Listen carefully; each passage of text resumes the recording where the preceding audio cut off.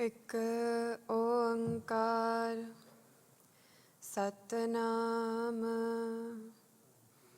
ਕਰਤਾ ਪੁਰਖ ਨਿਰਭਉ ਨਿਰਵੈਰ ਅਕਾਲ ਮੂਰਤਿ ਅਜੂਨੀ ਸੈਭੰ ਗੁਰ ਪ੍ਰਸਾਦਿ ਜਪ ਆਦਿ ਸਚ ਜੁਗਾਦਿ ਸਚ ਹੈ ਭੀ ਸਚ ਨਾਨਕ ਹੋਸੀ ਭੀ ਸਚ। ਇੱਕ ਓੰਕਾਰ ਸਤਨਾਮ ਕਰਤਾ ਪੁਰਖ ਨਿਰਭਉ ਨਿਰਵੈਰ ਅਕਾਲ ਮੂਰਤਿ ਅਜੂਨੀ ਸੈਭੰ ਗੁਰ ਪ੍ਰਸਾਦਿ ਜਪ ਆਦਿ ਸਚ ਜੁਗਾਦਿ ਸਚ ਹੈ ਭੀ ਸਚ ਨਾਨਕ ਹੋਸੀ ਭੀ ਸਚ। ਡੰਡੌਤ ਬੰਦਨ ਅਨੇਕ ਬਾਰ ਸਰਬ ਕਲਾ ਸਮਰਥ ਡੋਲਨ ਤੇ ਰਾਖੋ ਪ੍ਰਭੂ ਨਾਨਕ ਦੇ ਕਰ ਹੱਥ ਗਿਆਨ ਧਿਆਨ ਕਿਛ ਕਰਮ ਨ ਜਾਣਾ ਸਾਰ ਨ ਜਾਣਾ ਤੇਰੀ ਸਭ ਤੇ ਵੱਡਾ ਸਤਿਗੁਰ ਨਾਨਕ ਜਿਨ ਕਰ ਰਾਖੀ ਮੇਰੀ।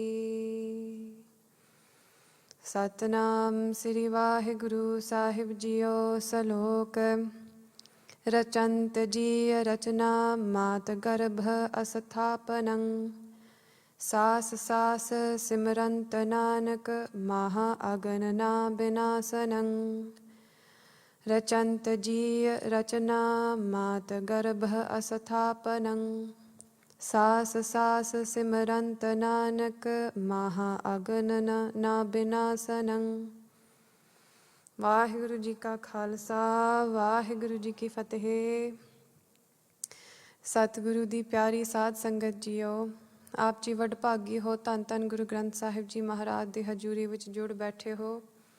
ਰਾਜਾਨ ਰਾਜ ਭਾਨਾਨ ਭਾਨ ਦੇਵਾਨ ਦੇਵ ਉਪਮਾ ਮਹਾਨ। ਆਓ ਅਸੀਂ ਸ੍ਰੀ ਜੈਤਸਰੀ ਕੀ ਵਾਰ ਦੇ ਵਿਚਾਰਾਂ ਨੂੰ ਅੱਗੇ ਤੋਰੀਏ। ਸਲੋਕ ਰਚੰਤ ਜੀਅ ਰਚਨਾ ਮਾਤ ਗਰਭ ਅਸਥਾਪਨੰ। ਮਹਾਰਾਜ ਕਹਿੰਦੇ ਹੈ ਕਿ ਵਾਹਿਗੁਰੂ ਜੀਵ ਦੀ ਰਚਨਾ ਇੱਥੋਂ ਸ਼ੁਰੂ ਕਰਦਾ ਹੈ, ਪਹਿਲਾਂ ਮਾਤਾ ਦੇ ਗਰਭ ਦੇ ਵਿੱਚ ਅਸਥਾਪਨ ਕਰਕੇ। ਪਰ ਇੱਥੇ ਕੁਝ ਚੀਜ਼ਾਂ ਪਹਿਲੇ ਸਮਝ ਲੈਣੀਆਂ ਜ਼ਰੂਰੀ ਹਨ। Before we begin the vichar of this salok, there are a few things that are important to understand that we must discuss before we move on. First of all, पहला, तू करण वाला नहीं है। करण वाला कोई और है। Did you decide what body you were going to get? And were you the one making the body while you were in your mother's womb? ਜਦੋਂ ਮਾਤਾ ਦੇ ਗਰਭ ਦੇ ਵਿੱਚ ਇਹ ਦੇਹ ਸਜ ਰਹੀ ਸੀ ਤਾਂ ਤੂੰ ਸਜਾ ਰਿਹਾ ਸੀ? ਕੌਣ ਸਜਾਉਂਦਾ ਹੈ? Something beyond you. ਮਤਲਬ ਤੂੰ ਕਰਨ ਵਾਲਾ ਨਹੀਂ ਹੈ। You are never the doer. There is an intelligence in the cosmos that is the doer. And this is such a big ਸਿਧਾਂਤ। ਆਪਣੇ ਕਰਤਾ ਭਾਵ ਨੂੰ ਛੱਡ ਦੇਣਾ ਇੰਨਾ ਉੱਚਾ ਸਿਧਾਂਤ ਹੈ ਔਰ ਇੰਨੀ ਉੱਚੀ ਤਪੱਸਿਆ, ਇੰਨੀ ਉੱਚੀ ਬੰਦਗੀ ਹੈ। ਬਿਕਾਜ਼ ਕੌਣ ਛੱਡ ਸਕਦਾ ਹੈ ਕਿ ਮੈਂ ਕਰਨ ਵਾਲਾ ਨਹੀਂ ਹੈਗਾ। ਜੇ ਮੈਂ ਨਹੀਂ ਸਵੇਰੇ ਉੱਠੂੰਗਾ, ਜੇ ਮੈਂ ਨਹੀਂ ਕੰਮ ਤੇ ਜਾਊਂਗਾ, ਜੇ ਮੈਂ ਨਹੀਂ ਪੈਸੇ ਲੈ ਕੇ ਆਊਂਗਾ, ਤਾਂ ਮੈਂ ਕਿਵੇਂ ਖਾਣਾ ਰੱਖੂੰਗਾ, ਕਿਵੇਂ ਖਾਣਾ ਦਊਂਗਾ, ਕਿਵੇਂ ਭੋਜਨ ਦਊਂਗਾ। ਪਰ ਇਹ ਭ੍ਰਾਂਤੀ ਹੈ ਕਿ ਤੂੰ ਕਰਨ ਵਾਲਾ ਹੈ, ਕੁਝ ਹੋਰ ਕਰ ਰਿਹਾ ਹੈ ਔਰ ਤੂੰ ਨਿਮਿਤ ਬਣਦਾ ਹੈ। You are merely a doll playing, making it look like you're the doer, but somebody else is the puppeteer. कोई और चला रहा है। So number 1, ਇਹ ਹੰਕਾਰ ਛੱਡ ਦੇਣਾ ਕਿ ਮੈਂ ਵੀ ਕੁਝ ਕਰ ਸਕਦਾ ਹੈ, ਕਿ ਮੈਂ ਵੀ ਕਰਨ ਵਾਲਾ ਹੈ। ਤੇ ਕੀ ਕਰਨਾ ਚਾਹੀਦਾ ਹੈ? ਸਭ ਕਰਮ ਕਰੋ, ਲੇਕਿਨ ਗੁਰੂ ਨੂੰ ਅਰਪਣ ਕਰਕੇ ਕਰੋ। Because the truth is you're not the doer. ਜਦੋਂ ਤੂੰ ਇੱਥੇ ਨਹੀਂ ਸੀ ਔਰ ਜਦੋਂ ਤੂੰ ਚਲਾ ਜਾਵੇਂਗਾ, ਫਿਰ ਵੀ ਚਿੜੀਆਂ ਬੋਲਣਗੀ, ਫਿਰ ਵੀ ਇਹ ਧਰਤੀ ਘੁੰਮੂਗੀ, ਫਿਰ ਵੀ Badal ਬਰਸੋਂਗੇ। The clouds will still rain, the birds will still chirp, the world will still turn. The universe will still function whether you're here or whether you're not. So you are not the doer. Something else beyond you, an intelligence, is the doer. ਤੇਰੇ ਸਰੀਰ ਦੇ ਵਿੱਚ ਕਿੰਨੇ process ਹੁਣੀ ਚੱਲ ਰਹੇ ਹਨ, ਉਹ ਵੀ ਤੈਨੂੰ ਪਤਾ ਨਹੀਂ। ਦਿਲ ਦੀ ਧੜਕਨ ਵੱਜ ਰਹੀ ਹੈ, ਤੂੰ ਵਜਾ ਰਿਹਾ ਹੈ ਕਿ ਕੋਈ ਹੋਰ ਵਜਾ ਰਿਹਾ ਹੈ? Your brain, ਤੇਰੇ ਕੰਨ ਸੁਣਦੇ ਹਨ। The system that is listening, are you making the system listen? Or is there an intelligence making the ears work? Because if you were the doer, then any disease that comes your way, you should be able to fix. ਜੇ ਤੂੰ ਕਰਤਾ ਹੈ ਤਾਂ ਜਿਹੜਾ ਕੋਈ ਵੀ ਰੋਗ ਲੱਗੂ ਇਸ ਸਰੀਰ ਨੂੰ ਤਾਂ ਇੱਕਦਮ ਠੀਕ ਹੋ ਜਾਣਾ ਚਾਹੀਦਾ, because you're the doer, ਤੂੰ ਕਰਤਾ ਹੈ। But that's not the truth. ਜਦੋਂ ਅਰਜੁਨ ਕ੍ਰਿਸ਼ਨ ਜੀ ਦੇ ਸਾਹਮਣੇ ਖੜਾ ਹੋਇਆ ਔਰ ਇਹਨੇ ਦੇਖਿਆ ਕਿ ਕੌਰਵਾਂ ਦੀ ਸੈਨਾ ਦੇ ਵਿੱਚ द्रोणाचार्य, भीष्म पितामह, ਉਹ ਸਾਰੇ ਹਨ ਜਿਨ੍ਹਾਂ ਨੂੰ ਮੈਂ ਆਪਣਾ ਗੁਰੂ ਮੰਨਦਾ ਹਾਂ।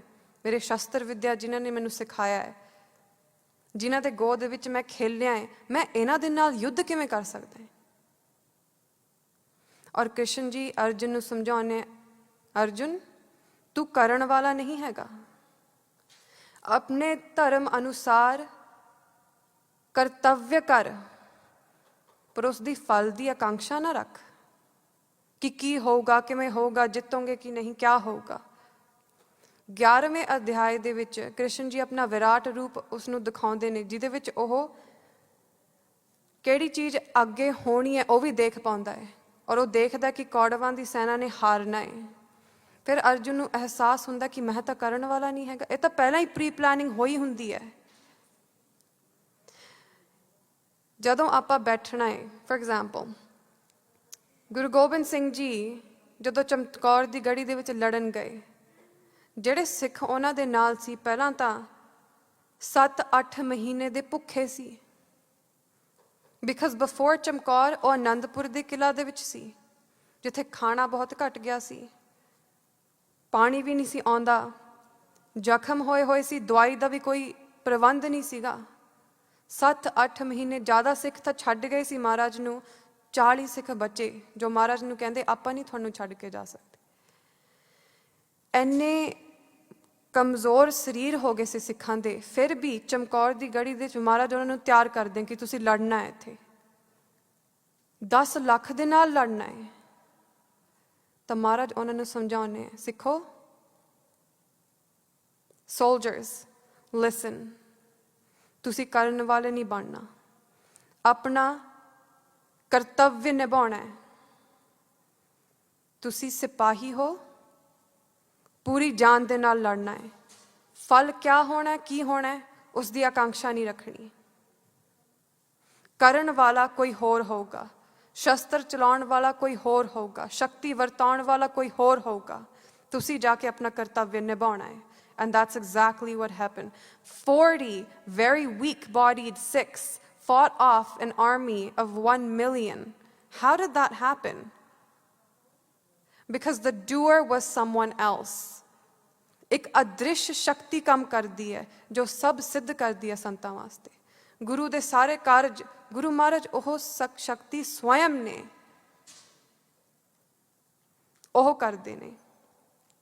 ਸਿਧਾਂਤ ਇਹ ਹੈ ਕਿ ਜ਼ਿੰਦਗੀ ਦੇ ਵਿੱਚ ਕੋਈ ਵੀ ਕਰਮ ਕਰਨਾ ਹੋਵੇ, ਉਸ ਦਾ ਫਲ ਦੀ ਆਕਾਂक्षा ਨਹੀਂ ਕਰਨੀ, ਹੱਠ ਨਹੀਂ ਕਰਨਾ ਕਿ ਐਵੇਂ ਹੋਊਗਾ। ਬਿਕਾਜ਼ ਸਾਨੂੰ ਸਾਰਿਆਂ ਨੂੰ ਪਤਾ ਹੈ ਕਿ ਜਿਹੜੀ ਚੀਜ਼ ਆਪਾਂ ਸੋਚਦੇ ਹਾਂ ਅਕਸਰ ਉਵੇਂ ਹੁੰਦਾ ਨਹੀਂ। When you do your deeds, do them with all your energy and according to your dharma. If you're a Sikh, wake up in the morning. ਸਿੱਖ ਹੋਣ ਦਾ ਮਤਲਬ ਤੁਹਾਡਾ ਧਰਮ ਇਹ ਹੈ ਕਿ ਤੁਸੀਂ ਸਵੇਰੇ ਉੱਠਣਾ ਹੈ, ਬਾਣੀ ਪੜ੍ਹਨੀ ਹੈ, ਸਿਮਰਨ ਕਰਨਾ ਹੈ, ਪਰ ਫਲ ਦੀ ਆਕਾਂक्षा ਨਹੀਂ ਰੱਖਣੀ ਕਦੋਂ ਦਰਸ਼ਨ ਹੋਣਗੇ, ਇੰਨੀ ਦੇਰ ਸਿਮਰਨ ਕਰਿਆ ਸੀ, ਇੰਨਾ ਪਾਠ ਕਰਿਆ ਸੀ, ਅਜੇ ਤੱਕ ਕੁਝ ਹੋਇਆ ਨਹੀਂ। ਜਦੋਂ ਤੁਸੀਂ ਕਿਸੇ ਫਲ ਦੀ ਆਕਾਂक्षा ਕਰ ਲੈਂਦੇ ਹੋ ਨਾ, ਤੁਸੀਂ ਬਚ ਜਾਂਦੇ ਹੋ। ਔਰ ਗੁਰਬਾਣੀ ਔਰ ਸਿਮਰਨ ਦਾ ਫਲ ਹੰਕਾਰ ਦਾ ਟੁੱਟ ਜਾਣਾ ਔਰ ਵਾਹਿਗੁਰੂ ਦੇ ਦਰਸ਼ਨ ਹੋਣੇ ਉਦੋਂ ਹੀ ਹੋ ਸਕਦਾ ਜਦੋਂ ਤੂੰ ਨਾ ਹੋਵੇ ਉੱਥੇ, ਤੂੰ ਨਾ ਬਚਿਆ ਹੋਵੇ। ਪਰ ਜਦੋਂ ਤੂੰ ਬਾਰ-ਬਾਰ ਇਹ ਹੱਠ ਕਰਦਾ ਕਿ ਹੁਣ ਤੱਕ ਹੋਇਆ ਕਿਉਂ ਨਹੀਂ, ਤੂੰ ਬਚ ਜਾਂਦਾ ਹੈ। ਔਰ ਜੋ ਫਲ ਮਿਲਣਾ ਸੀ ਉੱਥੇ ਹੀ ਹੁੰਦਾ ਹੈ, ਪਰ ਉਹ ਆਉਂਦਾ ਨਹੀਂ, ਬਿਕਾਜ਼ ਤੂੰ ਅਜੇ ਹੈਗਾ ਉੱਥੇ। ਤੂੰ ਪਰੇ ਹੋ ਤਾਂ ਇੱਕਦਮ ਸਿੱਧ ਹੈ। ਦੇਖੋ ਮਹਾਰਾਜ ਕੀ ਕਹਿੰਦੇ, ਰਚੰਤ ਜੀਏ ਰਚਨਾ, ਤੂੰ ਨਹੀਂ ਕਿਸੇ ਹੋਰ ਨੇ ਤੇਰਾ ਇਹ ਦੇਹ ਨੂੰ ਰਚਿਆ ਹੈ। ਮਾਤ ਗਰਭ ਅਸਥਾਪਨੰ, ਉਸਨੇ ਹੀ ਤੇਰੇ ਇਸ ਦੇਹ ਨੂੰ ਮਾਤਾ ਦੇ ਗਰਭ ਦੇ ਵਿੱਚ ਅਸਥਾਪਨਾ ਕੀਤਾ। ਦੂਜੀ ਗੱਲ, ਇਹ ਜੋ ਤੇਰੀ ਦੇਹ ਹੈ ਇਹ ਤੇਰੀ ਨਹੀਂ। ਮਹਾਰਾਜ ਕਹਿੰਦੇ ਇਹ ਦੇਹ 5 ਤੱਤਾਂ ਦੀ ਹੈ। 5 ਤੱਤ ਕੋ ਤਨ ਰਚਿਓ, ਜਾਨਹੁ ਚਤੁਰ ਸੁਜਾਨ। If you are wise and clever, know that this body doesn't belong to you. It belongs to the 5 elements. 5 ਤੱਤ ਕਿਹੜੇ? ਆਕਾਸ਼, ਵਾਯੂ ਜਿਹਨੂੰ ਆਪਾਂ ਹਵਾ ਕਹਿ ਦਿੰਦੇ ਹਾਂ, ਤੇਜ ਜਿਹਨੂੰ ਆਪਾਂ ਅਗਨੀ ਕਹਿੰਦੇ ਹਾਂ, ਜਲ ਤੇ ਪ੍ਰਿਥਵੀ। ਇਹ 5 ਤੱਤ ਨੇ। ਇਹ ਦੇ 5 ਤੱਤਾਂ ਦੀ ਹੈ, ਤੇਰੀ ਨਹੀਂ। ਇਸ ਦਾ ਸਿਧਾਂਤ ਅੱਗੇ ਆਊਗਾ। ਅਰਪਣ ਕਰਦੇ ਕਿ ਮਹਾਰਾਜ ਤੂੰ ਹੀ 5 ਤੱਤਾਂ ਦੇ ਰੂਪ ਦੇ ਵਿੱਚ ਆਇਆ ਸੀ, ਦੇਹ ਬਣਾਈ, ਇਹ ਤੇਰੀ ਹੈ। ਮੈਂ ਤਾਂ ਮਾਤਰ ਇਹਦੇ ਵਿੱਚ ਆਉਣਾ, ਇਸ ਨੂੰ ਵਰਤਦਾ ਹੈ, ਭੋਗਦਾ ਹੈ ਔਰ ਫਿਰ ਇਸ ਤੋਂ ਬਾਹਰ ਨਿਕਲ ਜਾਣਾ। ਇਹ ਮੈਂ ਨਹੀਂ, ਇਹ ਮੇਰਾ ਨਹੀਂ, ਇਹ 5 ਤੱਤਾਂ ਦਾ ਹੈ। And to think how beautiful that is, that this belongs to the 5 elements. ਆਕਾਸ਼ ਦਾ ਮਤਲਬ ਹੁੰਦਾ ਹੈ ਜੋ ਅਵਕਾਸ਼ ਦੇਵੇ। In many tikas, especially the English ones, I've seen that it's written sky as the translation for Akash, and that is the incorrect translation for Akash. Akash doesn't mean sky. Akash ਦਾ ਮਤਲਬ ਨਹੀਂ ਹੁੰਦਾ ਕਿ ਜਿਹੜਾ ਉੱਪਰ ਦਿਖਦਾ ਹੈ ਉਹ ਆਕਾਸ਼ ਹੈ। ਆਕਾਸ਼ ਦਾ ਮਤਲਬ ਹੁੰਦਾ ਹੈ ਜੋ ਅਵਕਾਸ਼ ਦੇਵੇ, ਮਤਲਬ ਜੋ ਰਹਿਣ ਦੀ ਥਾਂ ਦੇਵੇ।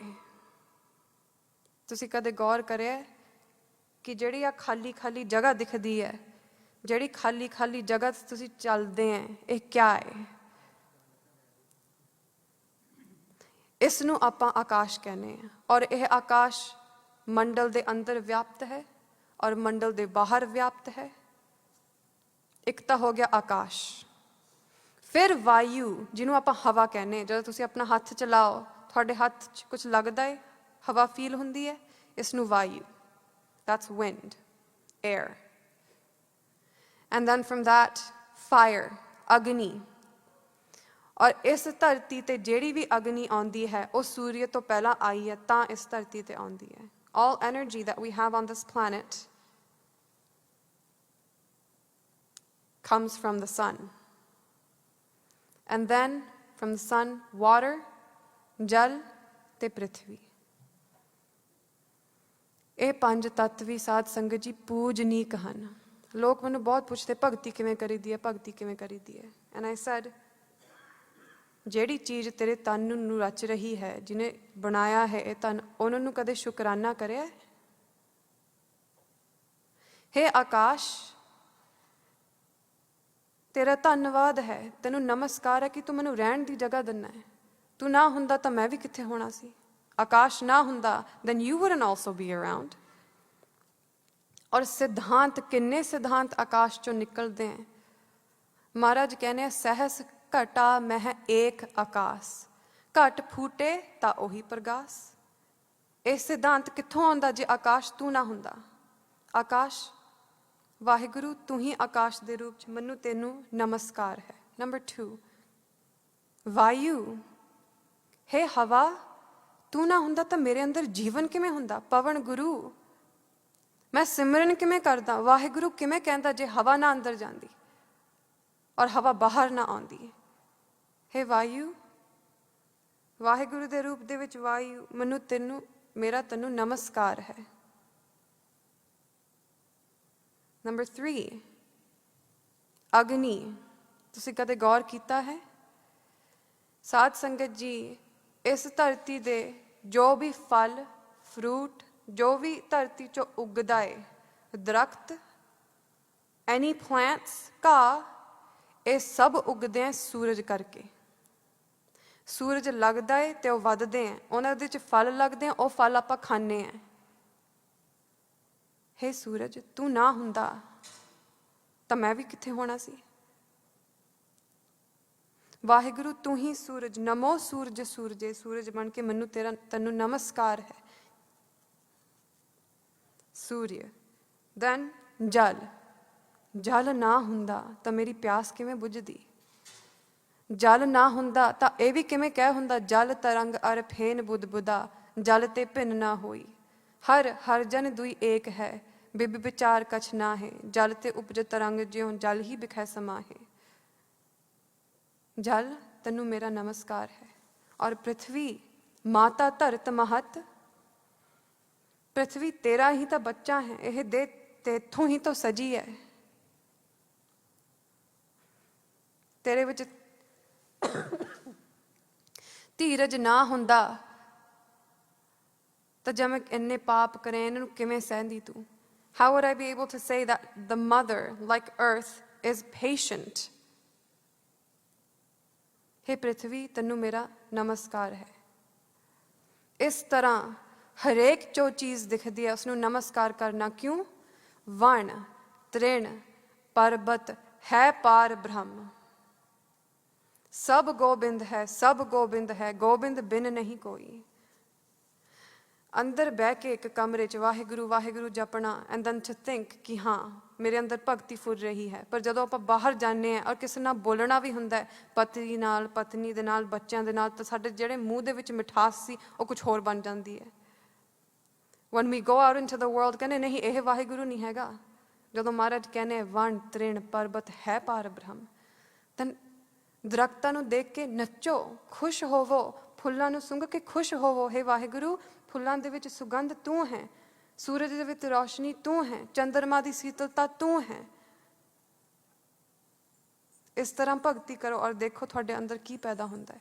ਜੋ ਵੀ ਦਿਖ ਰਿਹਾ ਹੈ, ਜੋ ਵੀ ਦੇਹ ਦਿਖ ਰਹੀ ਹੈ, ਤੇਰੀ ਸਜਾਈ ਹੋਈ ਇਹ ਵਾਹਿਗੁਰੂ ਤੂੰ ਹੀ ਹੈ। ਇਸ ਤਰ੍ਹਾਂ ਭਗਤੀ ਕਰੋ। ਤੁਹਾਡੀ ਭਗਤੀ ਦਾ ਵਿਸਤਾਰ ਹੋਣਾ ਚਾਹੀਦਾ ਹੈ। ਜਸ ਸਿੰਘ ਮਹਾਰਾਜ ਨੇ ਕਿਉਂ ਕਿਹਾ ਤਾਂ ਕਿ ਕਾਹੇ ਰੇ ਬਨ ਖੋਜਨ ਜਾਈ, ਸਰਬ ਨਿਵਾਸੀ ਸਦਾ ਅਲੇਪਾ ਤੋਹੀ ਸੰਗ ਸਮਾਈ। ਕਿਉਂ ਕਿਹਾ ਕਿ ਸਿਰਫ ਮਾਤਰ ਜੰਗਲਾਂ 'ਚ ਜਾ ਕੇ ਇੱਕ ਕੇਵ ਦੇ ਵਿੱਚ ਬਹਿ ਕੇ ਉੱਥੇ ਤੁਸੀਂ ਸਿਮਰਨ ਕਰੀ ਜਾਣਾ ਔਰ ਜਦੋਂ ਬਾਹਰ ਆਉਣਾ ਸੰਸਾਰ ਦੇ ਵਿੱਚ ਫਿਰ? ਪਰ in this world you get to interact with it as it is. ਇਸ ਸਾਰੇ ਸੰਸਾਰ ਦੇ ਵਿੱਚ ਵਾਹਿਗੁਰੂ ਨੂੰ ਦੇਖੋ। ਤੁਹਾਡੀ ਭਗਤੀ ਦਾ ਵਿਸਤਾਰ ਹੋਣਾ ਚਾਹੀਦਾ ਹੈ। ਇਟ ਸ਼ੁੱਡ ਐਮਨੇਟ, ਉਸ ਦਾ ਸੈਂਟ ਸਭ ਨੂੰ ਲੱਗਣਾ ਚਾਹੀਦਾ ਹੈ। ਆਪਣੇ ਦਿਲ ਨੂੰ ਵਿਆਪਕ ਕਰੋ। ਇੱਕ ਗੱਲ ਪੁੱਛਾਂ, ਵਾਹਿਗੁਰੂ ਵਿਆਪਕ ਹਨ ਨਾ? ਮਹਾਰਾਜ ਨੂੰ ਆਪਾਂ ਕਹਿੰਦੇ ਤੂੰ ਵਿਆਪਕ ਹੈ, ਸਰਬ ਵਿਆਪਕ। ਤਾਂ ਜੇ ਤੁਸੀਂ ਵਾਹਿਗੁਰੂ ਨੂੰ ਮਿਲਣਾ ਚਾਹੁੰਦੇ ਹੈ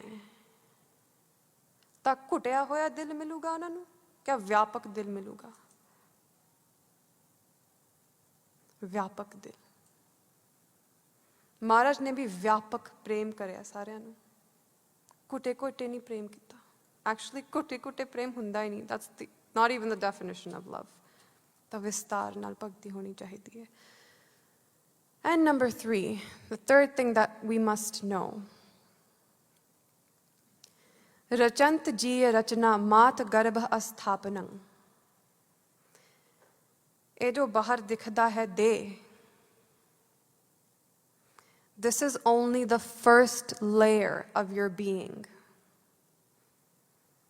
ਸਾਧ ਸੰਗਤ ਜੀ, ਇਨਸਾਨ ਦੀ ਬਨਾਵਟ ਵਿੱਚ 5 ਕੋਸ਼ ਹੁੰਦੇ ਨੇ, ਜਿਹਦੇ ਵਿੱਚ ਸਭ ਤੋਂ ਪਹਿਲਾ ਕੋਸ਼ ਨੂੰ ਅੰਨਮੈ ਕੋਸ਼ ਕਿਹਾ ਜਾਂਦਾ, ਕਿਉਂਕਿ ਅੰਨ ਤੋਂ ਬਣਿਆ ਹੁੰਦਾ ਹੈ। ਇਹ ਜੋ ਬਾਹਰ ਦੇਹ ਦਿਖਦੀ ਹੈ, ਇਹ ਮਾਤਰ ਅੰਨ ਦੀ ਬਣੀ ਹੋਈ ਹੈ। ਕਿਵੇਂ? ਅੰਨ ਲੱਗਿਆ, ਮਾਤਾ ਨੇ ਖਾਧਾ, ਪਿਤਾ ਨੇ ਖਾਧਾ, ਉਹਦੇ ਤੋਂ ਰਕਤ ਔਰ ਵੀਰਜ ਬਣਿਆ। ਜਦੋਂ ਉਹਨਾਂ ਦਾ ਸੰਗਠਨ ਹੋਇਆ, 2 ਬੀਜ ਆਣੂ, ਇੱਕ ਰਕਤ ਔਰ ਇੱਕ ਵੀਰਯ, ਜਦੋਂ ਇਹ ਇਕੱਠੇ ਹੁੰਦੇ ਹੈ, ਇੱਕ ਤੁਸੀਂ ਕਹਿ ਲਓ ਵੱਡਾ ਬੀਜਾਣੂ ਬਣਦਾ ਹੈ, ਫਿਰ ਉਹ 2 ਬਣਦੇ ਹੈ, ਫਿਰ 4 ਬਣਦੇ ਹੈ, ਫਿਰ 8 ਬਣਦੇ ਹੈ, ਫਿਰ 16 ਬਣਦੇ। ਇਸ ਤਰ੍ਹਾਂ ਕਰ ਕਰਕੇ ਪੂਰੀ ਦੇਹ ਸਜਦੀ ਹੈ। ਔਰ ਸਜਦੀ ਕਿਵੇਂ? ਮਾਤਾ ਅੰਨ ਖਾਂਦੀ ਹੈ ਗਰਭਵਤੀ ਹੋ ਕੇ, ਪਾਣੀ ਪੀਂਦੀ ਹੈ, ਜਲ। ਔਰ ਉਹ ਕਿਸ ਚੀਜ਼ ਦੇ ਬਣੇ ਹੋਏ? 5 ਤੱਤਾਂ ਦੇ। ਤਾਂ ਹੀ ਕਿਉਂਕਿ ਇਹ ਅੰਨ ਤੋਂ ਬਣਦੀ ਹੈ ਇਹ ਦੇਹ। ਔਰ ਜਦੋਂ ਛੋਟਾ ਜਿਹਾ ਬੱਚਾ ਗਰਭ ਤੋਂ ਬਾਹਰ ਆਉਂਦਾ ਹੈ ਤਾਂ ਫਿਰ ਦੁੱਧ ਪੀਂਦਾ ਹੈ, ਫਿਰ ਉਸ ਦਾ ਵਾਧਾ ਕਿਵੇਂ ਹੁੰਦਾ ਹੈ? ਖਾਣ ਦੇ ਨਾਲ, ਅੰਨ ਖਾਣ ਦੇ ਨਾਲ। ਅੰਨ ਪਾਨ ਕਰਦਾ, ਜਲ ਪੀਂਦਾ ਹੈ। ਤਾਂ ਹੀ ਇਸ ਜੋ ਬਾਹਰ ਦੀ ਦੇਹ ਦਿਖਦੀ ਹੈ, ਇਸ ਨੂੰ ਅੰਨਮੈ ਕੋਸ਼ ਕਿਹਾ ਜਾਂਦਾ ਹੈ। ਔਰ ਇਸ ਦੇ ਅੰਦਰ 4 ਹੋਰ ਕੋਸ਼ ਨੇ, ਪ੍ਰਾਣਮੈ ਕੋਸ਼, ਮਨੋਮੈ ਕੋਸ਼, ਵਿਗਿਆਨਮੈ ਕੋਸ਼, ਆਨੰਦਮੈ ਕੋਸ਼, ਔਰ ਇਹਨਾਂ ਦੇ ਅੰਦਰ ਅਨੁਸਿਊਤ, interwoven in these layers is Waheguru. ਇਹਨਾਂ ਦੇ ਅੰਦਰ ਅਨੁਸਿਊਤ ਹੈ ਚੇਤਨ ਪਰਮਾਤਮਾ ਵਾਹਿਗੁਰੂ, ਉਸ ਨੂੰ ਮਿਲਣਾ ਹੈ।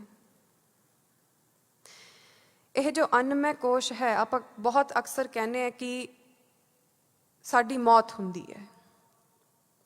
ਵਾਸਤਵਿਕ 'ਚ ਦੇਖਿਆ ਜਾਵੇ ਤਾਂ ਕਿਸੇ ਦੀ ਵੀ ਚੀਜ਼ ਦੀ ਮੌਤ ਨਹੀਂ ਹੁੰਦੀ, ਬਸ ਅੰਨਮੈ ਕੋਸ਼ ਤੇ ਸੂਖਸ਼ਮ ਸਰੀਰ ਦਾ ਵਿਜੋਗ ਹੁੰਦਾ ਹੈ, ਜਿਸ ਨੂੰ ਆਪਾਂ ਮੌਤ ਕਹਿੰਦੇ ਹਾਂ। Actually, you know, English is not a very good language to describe the Indian traditional methods। ਪਰ ਪੰਜਾਬੀ ਦੇ ਵਿੱਚ ਬਹੁਤ ਚੰਗੀ ਤਰ੍ਹਾਂ ਡਿਸਕ੍ਰਾਈਬ ਹੋ ਸਕਦਾ, ਕਿਉਂਕਿ ਆਪਾਂ ਕੀ ਕਹਿੰਦੇ ਹਾਂ, ਜਦੋਂ ਕਿਸੇ ਦਾ ਜਨਮ ਹੁੰਦਾ ਹੈ ਤਾਂ ਆਪਾਂ ਕਹਿੰਦੇ ਹਾਂ ਸਰੀਰ ਧਾਰਿਆ, ਔਰ ਜਦੋਂ ਕਿਸੇ ਦੀ ਮੌਤ ਹੁੰਦੀ ਹੈ ਆਪਾਂ ਕਹਿੰਦੇ ਹਾਂ ਉਸਨੇ ਸਰੀਰ ਛੱਡਤਾ। ਇਹ ਸਹੀ ਤਰੀਕਾ ਹੈ ਕਹਿਣ ਦਾ, ਬਿਕਾਜ਼ ਵਾਸਤਵਤਾ ਮੌਤ ਨਹੀਂ ਹੋ ਰਹੀ, ਸੂਖਸ਼ਮ ਸਰੀਰ ਦੇਹ ਨੂੰ ਛੱਡ ਰਿਹਾ ਹੈ ਜਾਂ ਸੂਖਸ਼ਮ ਸਰੀਰ ਦੇਹ ਨੂੰ ਧਾਰ ਰਿਹਾ ਹੈ। ਜੋ ਇਹ ਅੰਨਮੈ ਕੋਸ਼ ਹੈ, ਜਦੋਂ ਸੂਖਸ਼ਮ ਸਰੀਰ ਬਾਹਰ ਨਿਕਲਦਾ ਹੈ ਤਾਂ ਇਹੀ ਦੇਹ ਜਾਂ ਤਾਂ ਜਲ ਕੇ ਜਾਂ ਦਫਨਾ ਕੇ ਦੁਬਾਰਾ ਤੱਤਾਂ ਵਰਗੀ ਬਣ ਜਾਂਦੀ ਹੈ। If you think about it, when you burn the body up, it breaks down into its elements, magnesium, zinc, carbon, whatever it's made out of, and that is returned to the earth। ਔਰ ਉਹ ਤੋਂ ਫਿਰ ਜ਼ਮੀਨ ਬਣਦੀ ਹੈ, ਫਿਰ ਉਹਦੇ ਵਿੱਚ ਬੀਜ ਉੱਗਦੇ ਨੇ, ਫਿਰ ਫਲ ਲੱਗਦੇ ਨੇ, ਫਿਰ ਇੱਕ ਹੋਰ ਮਾਤਾ ਖਾਂਦੀ ਹੈ। ਤਾਂ ਦੇਖਿਆ ਜਾਵੇ ਇਹ ਜੋ ਤੇਰਾ ਸਰੀਰ ਹੈ ਨਾ, ਇਹ ਬਹੁਤ ਹੋਰ ਸਰੀਰਾਂ ਦਾ ਸੰਜੋਗ ਬਣਿਆ ਹੋਇਆ ਹੈ। If you think about it, this body is an amalgamation of many other bodies through recycling and decomposition। ਇਹ ਸਰੀਰ ਦੀ ਮੌਤ ਨਹੀਂ ਹੁੰਦੀ, ਇਹ ਸਰੀਰ ਇੱਥੇ ਹੀ ਰਹਿੰਦਾ ਪ੍ਰਿਥਵੀ ਤੇ, ਇਹ ਬਾਰ-ਬਾਰ ਰਿਸਾਈਕਲ ਹੁੰਦਾ ਰਹਿੰਦਾ ਹੈ। ਤਾਂ ਫਿਰ ਤੂੰ ਇਹ ਸਰੀਰ ਹੋ ਸਕਦਾ? Can you be this body if it stays here and gets recycled? The point to get to here is you are not the body, you inhabit the body। ਮਹਾਰਾਜ ਕਹਿੰਦੇ ਹੈ ਹਰ ਮੰਦਰ ਇਹੋ ਸਰੀਰ ਹੈ। ਤਾਂ ਕਿਆ ਹੋਇਆ? ਇੱਕ ਹਰੀ ਦਾ ਮੰਦਰ ਹੈ ਔਰ ਉਸ ਦੇ ਵਿੱਚ ਹਰੀ ਦਾ ਵਾਸ ਹੈ। ਦੇਹ ਦੇ ਵਿੱਚ ਇੱਕ ਦੇਹੀ ਹੈ, ਸਰੀਰ ਦੇ ਵਿੱਚ ਇੱਕ ਸਰੀਰੀ ਹੈ, ਤੂੰ ਉਹ ਹੈ। ਮਨ ਤੂੰ ਜੋਤ ਸਰੂਪ ਹੈ, ਆਪਣਾ ਮੂਲ ਪਹਿਚਾਨ। Your origin, ਤੂੰ ਸਰੀਰੀ ਹੈ। ਅੱਛਾ, ਮਹਾਰਾਜ ਬਹੁਤ ਵਾਰੀ ਗੁਰਬਾਣੀ 'ਚ ਨਾ ਮੂਰਖ ਕਹਿੰਦੇ ਆ, ਮੂਰਖ।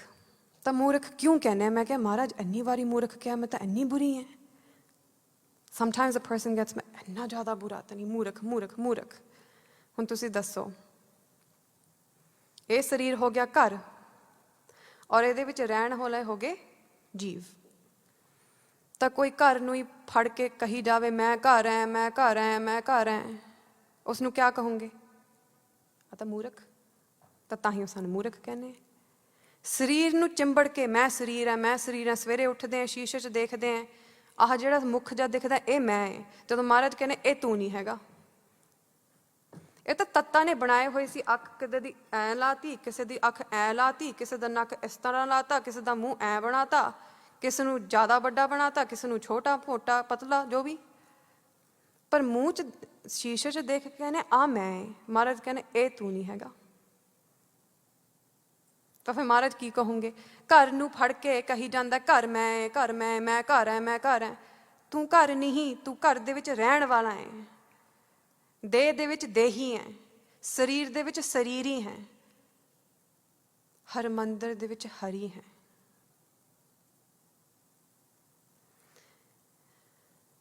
ਇੱਕ ਵਾਰੀ Sikandar, you guys have heard of Alexander the Great? Sikandar ਆਇਆ, ਇੱਧਰ ਨੂੰ ਆ ਰਿਹਾ ਸੀ ਕਿ ਭਾਰਤ ਨੂੰ ਜਿੱਤਣਾ ਹੈ। ਤੇ ਸਿਕੰਦਰ ਦਾ ਗੁਰੂ ਅਰਸਤੂ ਔਰ ਐਰਿਸਟੋਟਲ ਨੇ ਕਿਹਾ ਸਿਕੰਦਰ ਭਾਰਤ ਵੱਲ ਨੂੰ ਨਾ ਜਾ, ਕਿਆ ਫਾਇਦਾ ਹੋਣਾ ਇੰਨਾ ਖੂਨ ਖਰਾਬਾ ਕਰਕੇ। ਪਰ ਸਿਕੰਦਰ ਕਹਿੰਦਾ ਮੈਨੂੰ ਸਾਰੀ ਸ੍ਰਿਸ਼ਟੀ ਨੂੰ ਜਿੱਤਣਾ ਹੈ। ਤੇ ਅਰਸਤੂ ਕਹਿੰਦਾ ਚੱਲ ਠੀਕ ਹੈ, ਜਾਣਾ ਹੀ ਉੱਧਰ, ਮੈਨੂੰ ਸੰਤ ਲੈ ਕੇ ਆਈ, ਉੱਧਰੋਂ ਸੰਤ ਦੀ ਖੋਜ ਕਰਕੇ ਲਿਆਈ। Aristotle tells Alexander, if you're going to go towards the Middle East and Asia to conquer it, you're going to get me one thing, find me a saint and bring him back. Sikandar ਆਪਣੇ ਗੁਰੂ ਨੂੰ ਤਾਂ ਪ੍ਰੇਮ ਕਰਦਾ ਹੀ ਸੀ। ਕਹਿੰਦੇ ਠੀਕ ਹੈ ਅਰਸਤੂ, ਮੈਂ ਲੈ ਕੇ ਆਊਂਗਾ। ਸਿਕੰਦਰ ਜਦ ਭਾਰਤ ਦੇ ਵੱਲ ਚੱਲਦਾ, ਉਹਨਾਂ ਨੇ ਆਪਣੇ ਆਗੂਆਂ ਨੂੰ ਕਹਿਤਾ ਸੀ ਕਿ ਕੋਈ ਸੰਤ ਮਿਲੇ ਤਾਂ ਮੇਰੇ ਕੋਲ ਲੈ ਕੇ ਆਉਣਾ। ਆਗੂਆਂ ਨੇ ਦੇਖਿਆ ਕਿ ਇੱਕ ਸਮੁੰਦਰ ਦੇ ਕਿਨਾਰੇ ਰੇਤੇ ਵਿੱਚ ਫਟੇ ਜਿਹੇ ਕੱਪੜੇ ਸੀ, ਚਮੜੀ ਬੁੜੀ ਹੋਈ ਹੋਈ ਸੀ, ਇੱਕ ਬਾਬਾ ਬੈਠਾ ਧੁੱਪ ਲੈ ਰਿਹਾ। ਆਗੂ ਕਹਿੰਦੇ ਸ਼ਾਇਦ ਸੰਤ ਹੋਵੇ, ਚੱਲ ਦੇਖਦੇ ਜਾ ਕੇ। ਆਗੂ ਕਹਿੰਦੇ ਤੈਨੂੰ ਬੁਲਾਇਆ ਰਾਜਨ ਨੇ। ਪਰ ਕੋਈ ਐਵੇਂ ਵਾਲਾ ਬਾਬਾ ਨਹੀਂ ਸੀ, ਜੁੜਿਆ ਹੋਇਆ ਸੀ ਪੂਰਾ। ਕਹਿੰਦਾ ਕਿਹੜੇ ਰਾਜੇ ਨੇ ਬੁਲਾਇਆ? ਕਹਿੰਦੇ ਸਿਕੰਦਰ ਰਾਜਾ ਹੈ। ਕਹਿੰਦੇ ਮੇਰੇ ਤੋਂ ਇਲਾਵਾ ਇੱਥੇ ਕੋਈ ਰਾਜਾ ਨਹੀਂ ਹੈਗਾ।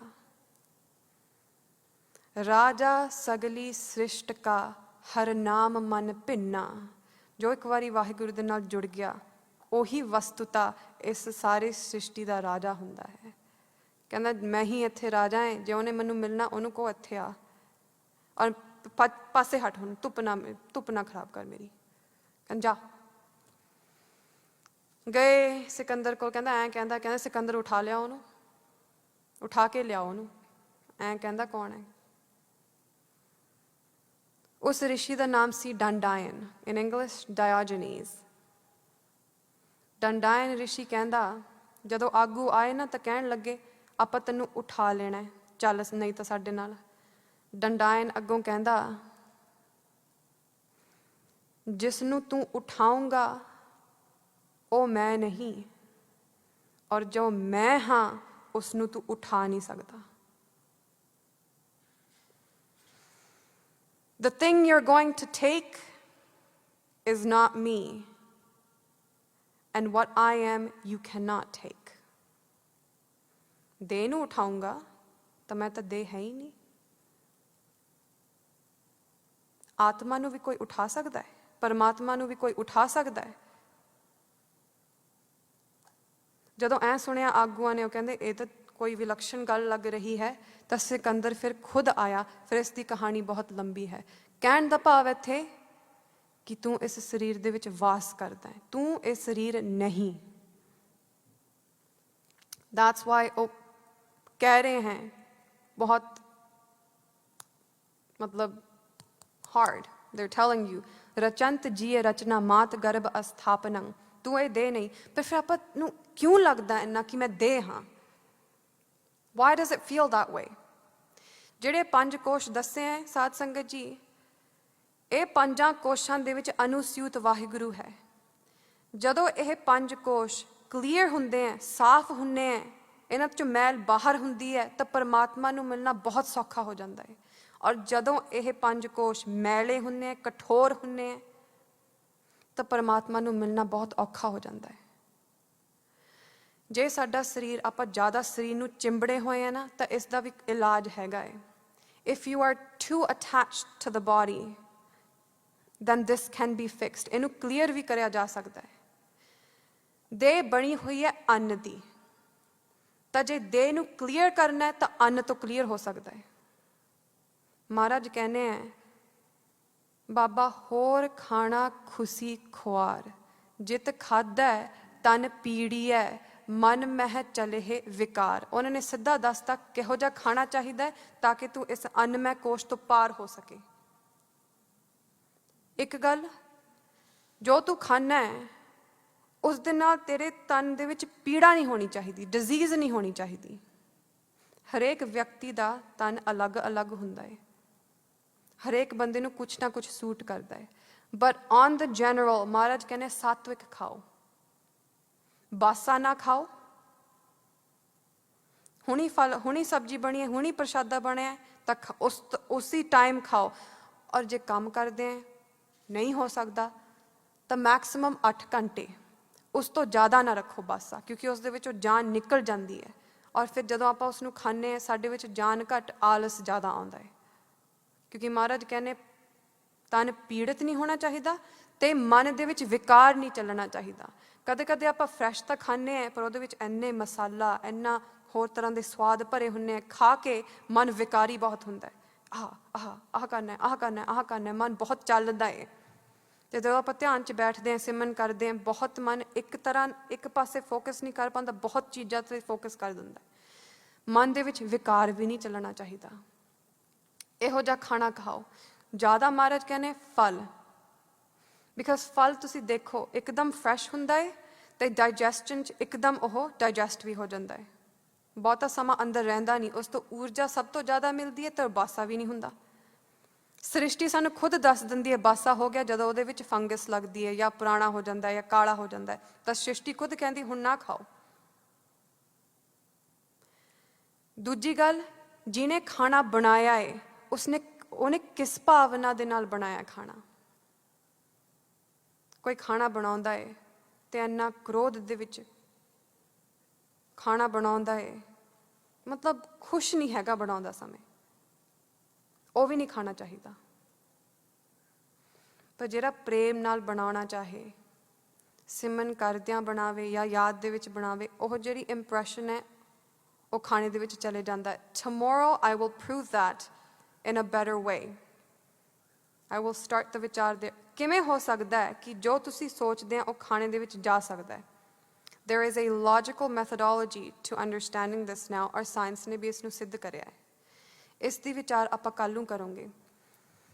ਇੱਥੇ ਤੱਕ ਸਾਧ ਸੰਗਤ ਜੀ, the point is ਸਾਦਾ ਅਤੇ ਸਾਤਵਿਕ ਖਾਣਾ ਖਾਓਗੇ ਤਾਂ ਤੁਹਾਡਾ ਜਿਹੜਾ ਦੇਹ ਦੇ ਨਾਲ ਪਕੜ ਬਣੀ ਹੋਈ ਹੈ ਇਹ ਖੁੱਲੂਗੀ।